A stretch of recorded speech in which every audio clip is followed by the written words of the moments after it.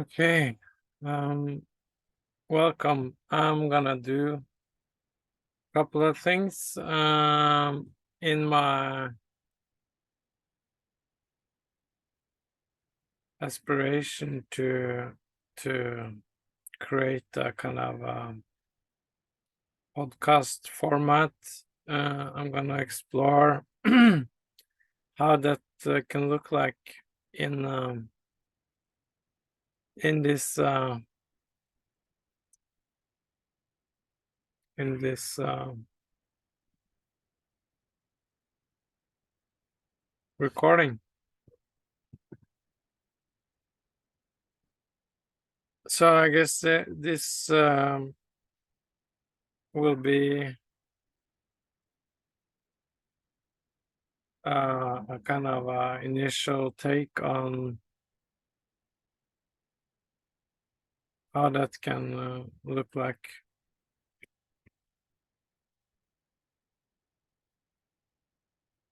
So I came across a recording that really enlivened me and spoke to me. That I noticed a kind of a huge inspiration of that felt like it resonated with where I find myself currently at uh, these days. Like, yeah, I'm participating in different contexts. That is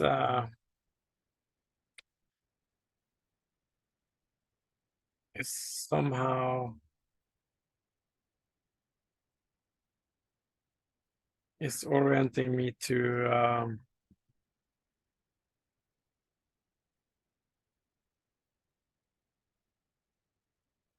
it's kind of orienting my whole being in a lot of ways. So I'm gonna start this off by sharing what sparked this enthusiasm for exploring this format um, and record it. So I'm gonna share. This is nothing I've ever done in this way, so I'm gonna try to share my screen. Let's see here. And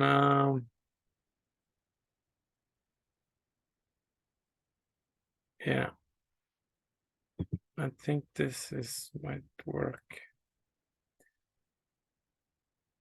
And after this short video clip from a guy called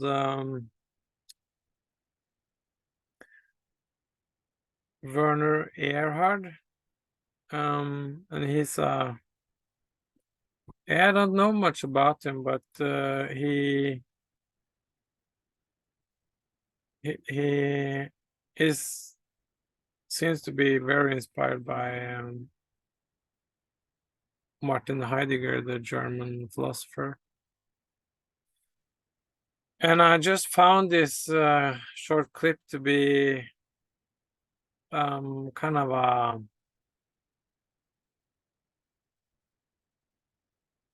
I think why it spoke to me was because I felt like he was cutting through the whole our current culture, um, and and in a kind of a non-bullshit approach. Um, and a lot of phenomenons that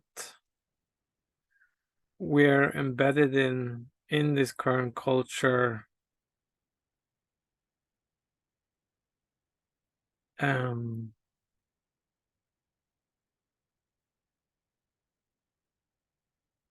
Yeah, I'm not gonna go further than that. Like a lot of phenomenons that we can see playing out in our culture is kind of in my sense of it is there's a lot of decapitation or disconnectedness that's happening through technology, through the comfortability of our screens that I'm currently doing also. But I felt this really spoke to me for different kind of reason. Some of them I've shared. So I'm gonna share this clip from YouTube, and afterwards I'm gonna read a text from a Norwegian book. Or it's not only it's a Danish and a Norwegian book called Phenomenology: To Live, to Speak, and to Write Out Towards the to the mysteriousness of being. Yeah, might be a poor translation, but it was an attempt to. Yeah. So, and I feel like this text is kind of is speaking to the same that is the clip is in a very different manner, I guess. And of course, I'm gonna read it, so it of course will sound completely different than this Werner Erhard is gonna sound like. So, okay, let's do this sharing of Heidegger and Erhard's take on Heidegger and what Heidegger's wrote about.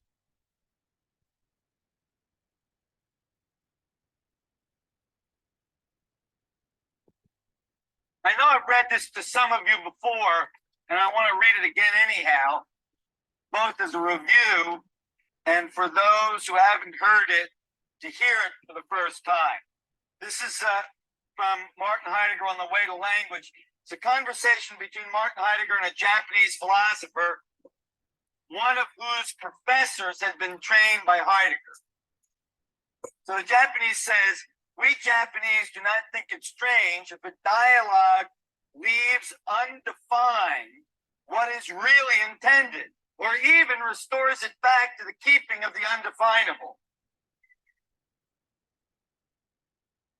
Heidegger responds, that is part, I believe, of every dialogue that has turned out well between thinking beings.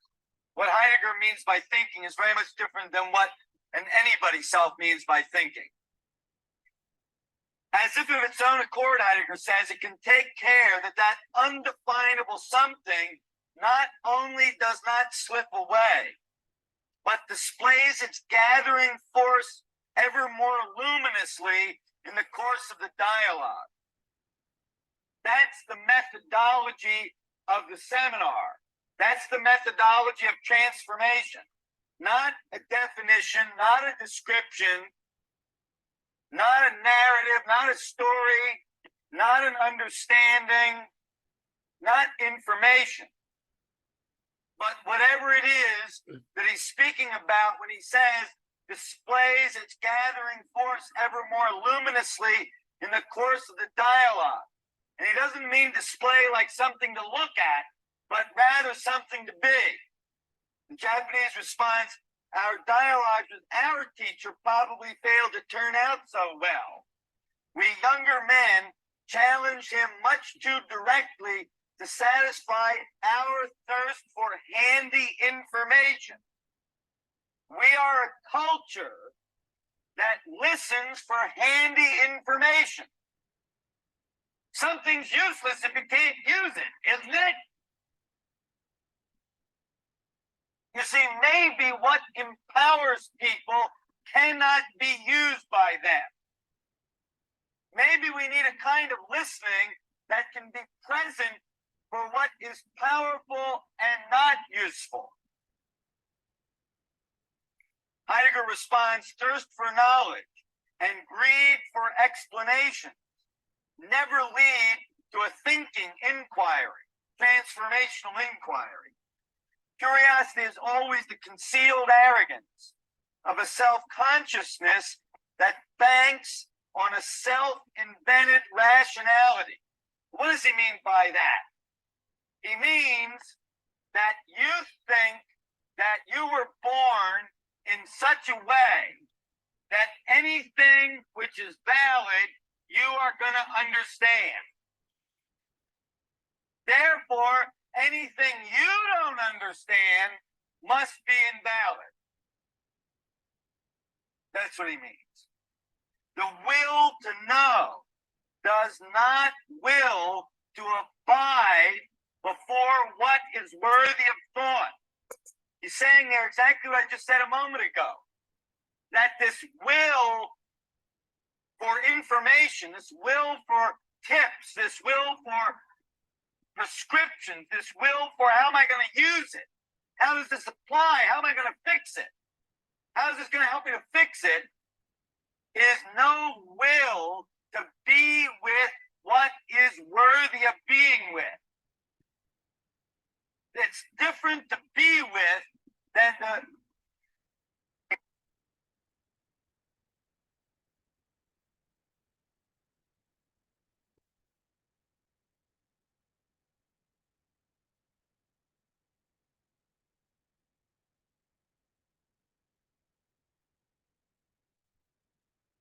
Yes, that's Werner Erhard of way of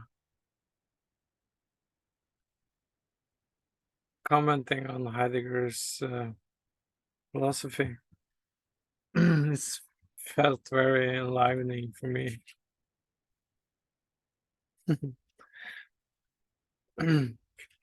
So I'm going to continue with this recording, and I'm going to read, as I said earlier, from a Norwegian book called Phenomenology, to live, to converse, and to write out against mysterious in our being, or in existence is probably a better translation. This is I have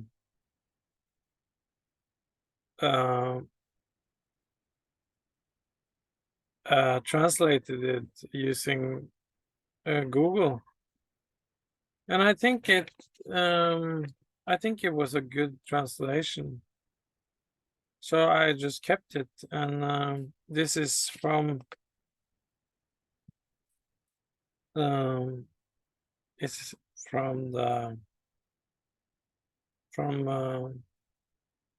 page 144, written by a Norwegian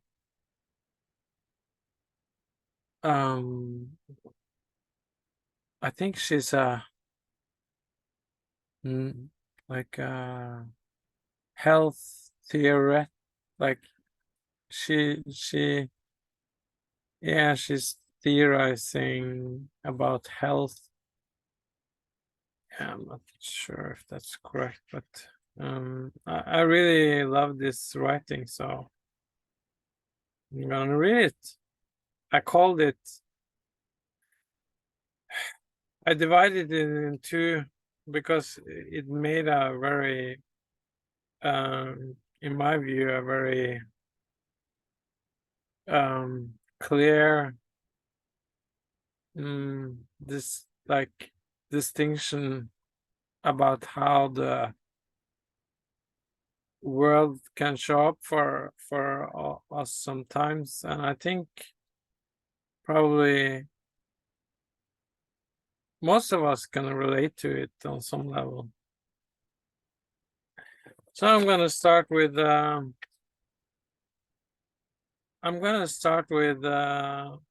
second passage,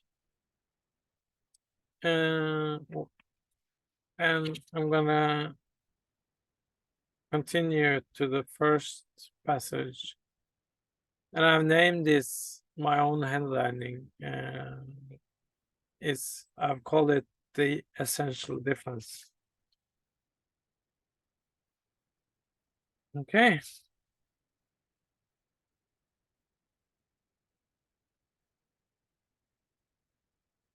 In this life-destroying fantasy, the vibrancy of the world is shut out, with us wanting to master and control. The world retreats in a secretive way. It falls silent. It no longer answers us. The world becomes mournful and quiet, perhaps also threatened and threatening. Man loses his vision, his wonder, his presence. Instead of letting oneself be moved and following the movements of sensation by what it opens up for life possibilities, the human being closes off the movement or tries to control it. Man is not in a resonant relationship with life's own sound.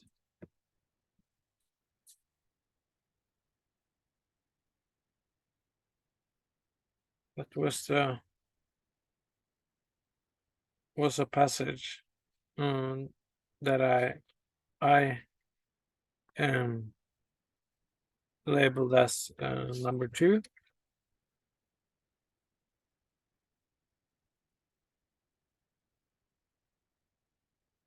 And this is number 1. The one.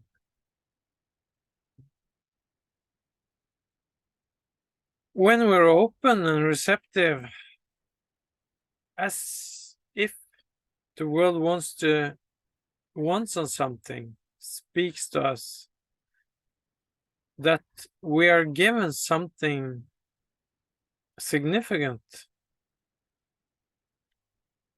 This moment of wonder opens up the great imaginative space of the imagination, where we are searching for resonance, for tones that can uplift the human mind and receive the tones. But something else can also happen. Something that suddenly surpasses us. Something that is felt in its fleetingness and cannot be held tight.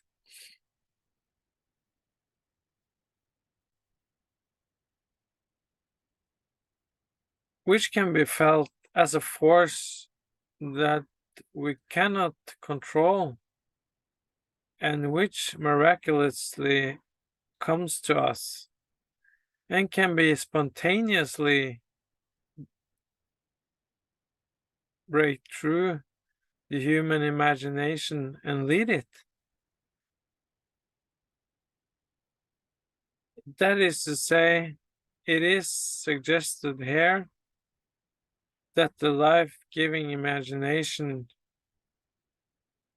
as a resonant imagination, will be able to accommodate something that the actively imagining imagination. It's a lot of words. Yeah. So, and I felt that was meaningful, to say the least, when I read it. And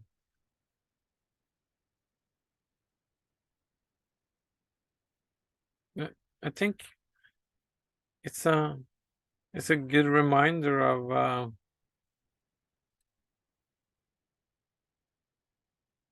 when we can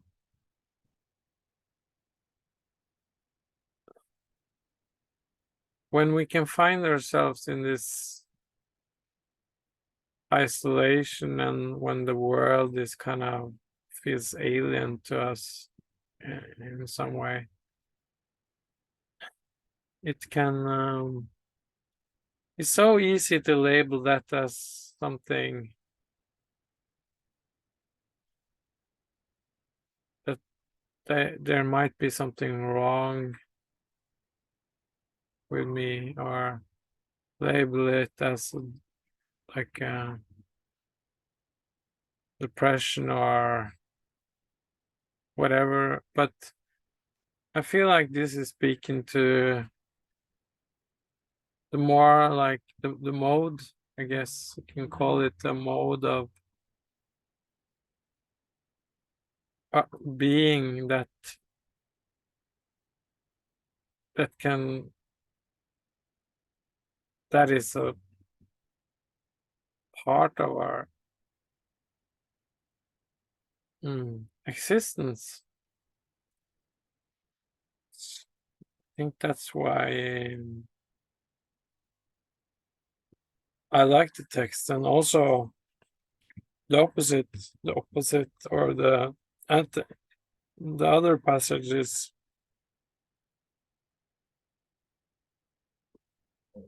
when we can allow this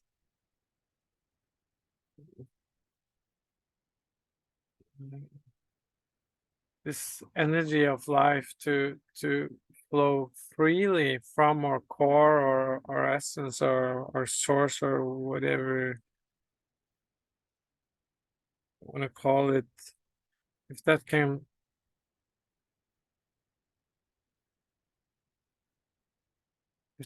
kind of be something we can like be surprised of. We're conversation, I found myself surprised by the word that's flowing out, and be like, where did like where did those words come from? Or yeah, and allow that to happen more and more. And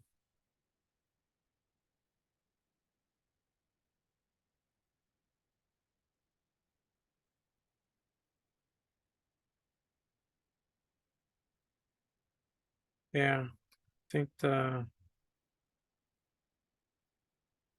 wonder that it can open us for encountering others in the world can be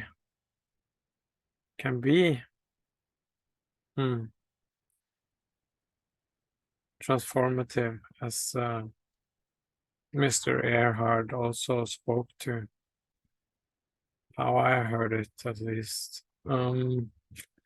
Also, I think I'm gonna read something else that I found on and also spoke to me. I listened to it. And the headline is The Community of Two and the Instinct of Wisdom. It's the title of this. Just considering my time. Okay, I'm gonna read it. I'm not gonna read all of it, but I'm gonna read some of it. Being with the ground of being as such and the nothingness of it always reoriented him back to simplicity of existence. Before the appearances of the mind and its need for intelligibility was starting to be demanded. Frames that had the right quality, that was supposed to capture something, that yet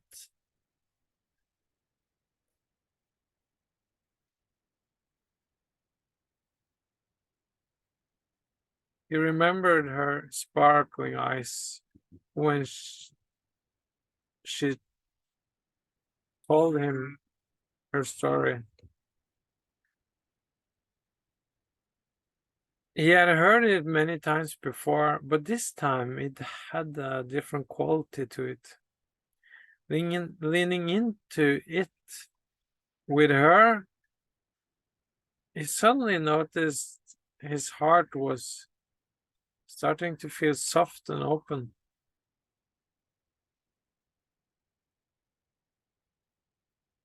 All the world and the energy that she poured out filled him up with aliveness, appreciation, tenderness, and something utterly mysterious. He felt the urge to say something, but sitting there, he made a decision not to. This was her moment to share and shine. He thought to himself that she is really enjoying herself. And he enjoyed that she was enjoying.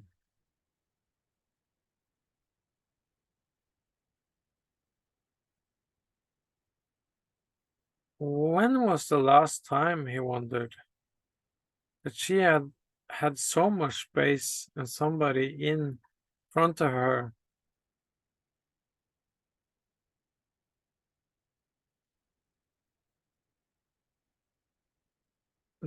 that was present and seemed to be listening attentively and openly, showed his emotional response without interrupting.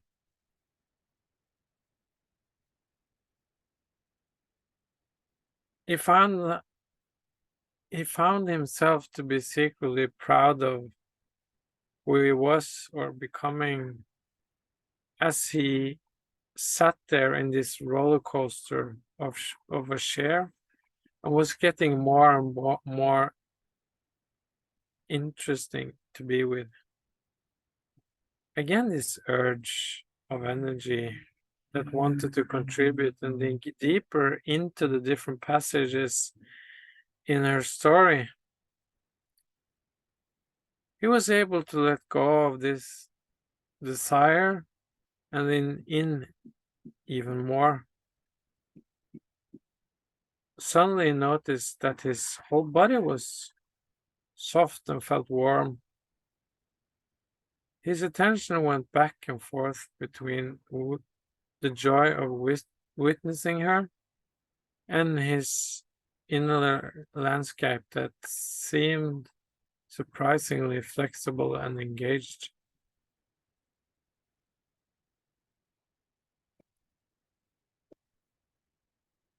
Suddenly, silence.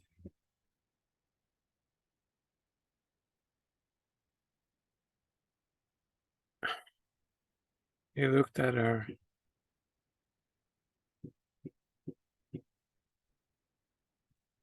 She seemed a little baffled. She looked out the window with an empty stare in her eyes. The urge showed up again. The thought also was this was her moment. Silence was reverberating with her energy. It had filled up the whole room. He wondered, where was she right now at this moment? He imagined that she had, through her body, had gathered a vast amount of understanding of who she was, what was going on, and all that lied ahead of her. And that all this sharing and gathering of thoughts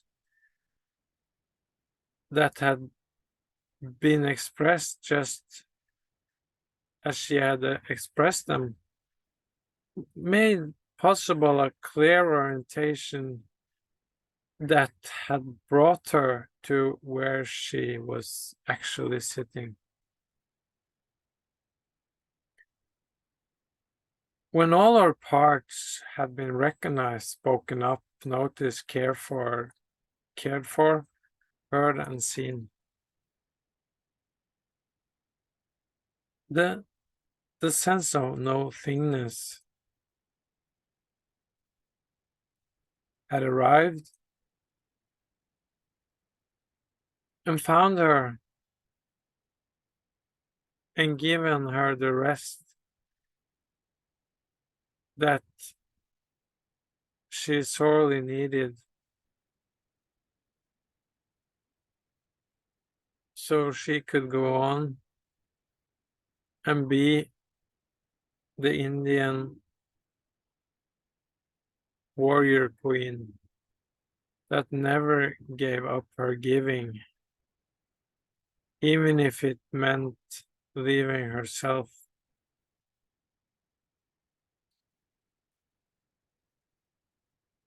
The sacrifice she made didn't go unnoticed by him.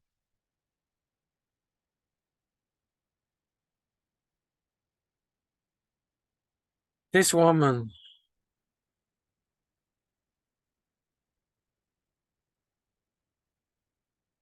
he thought to himself, and hoped that she one day would realize her strength and care for others and come to herself and her body, so he could allow himself to say kind words that was noticed and felt all the way through, and warm smiles could appear on both their faces.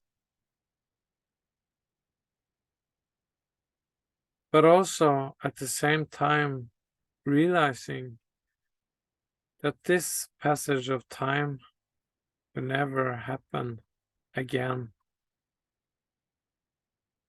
just as it just had happened.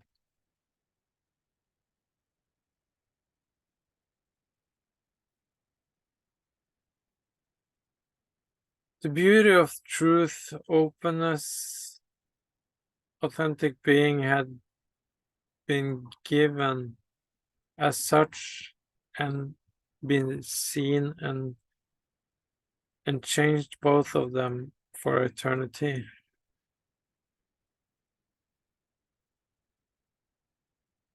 He had been touched to his core and knew that he would never be the same man again.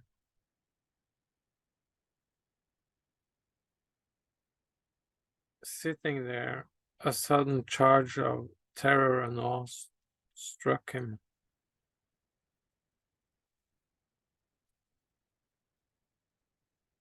Holy shit, he whispered in a trembling voice.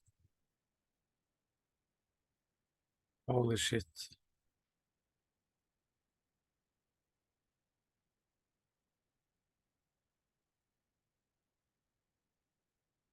May you be happy. May you be well. May you be healthy. May you be free of pain and suffering.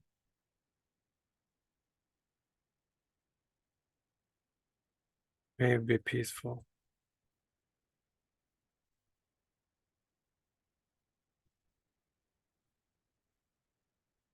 Thank you for listening.